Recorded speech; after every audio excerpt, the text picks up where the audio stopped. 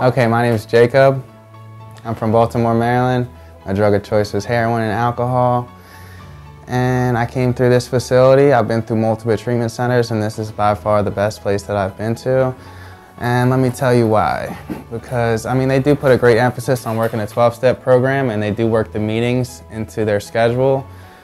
But they also really give people a reason to live, you know what I mean? They give people reasons for why they should keep living and all the things that they have to live for, the potential that they have within themselves, and just all the beauty that life has inside of it, you know? So, I mean, that's really what inclines people to even want to work a program to improve themselves, to get to a better state.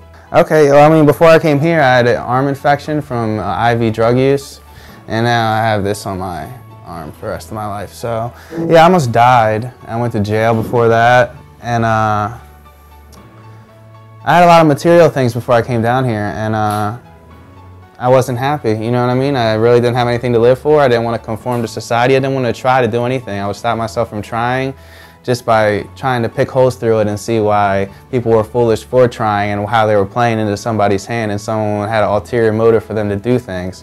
But now I realize that life is not that ugly, you know what I mean? People aren't that manipulative and they don't lie as much as I'd like to think, and the world is not so negative. Like, my cynical point of view was the thing that was holding me back the most. So now that I've lost that and I started to be positive and see the best in people instead of the worst, my whole perception of life has changed, and through a spiritual experience I've had a profound alteration through my way I view life, and now I'm at peace with everything. Now that I found a power greater than myself that I choose to call God, I just release everything and know that He has a plan for me and that everything's going to work out. Today I have 8.5 months sober.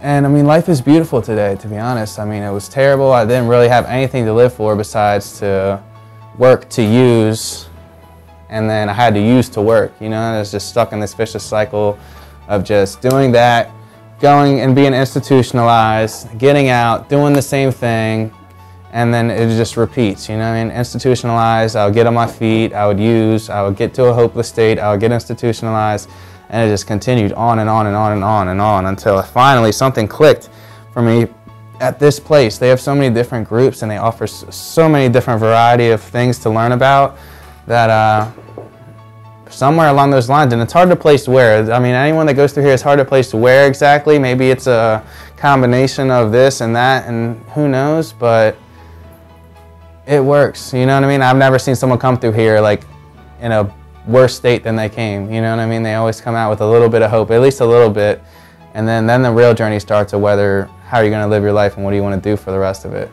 If you or someone you know is struggling with addiction, call 888-871-7582 now.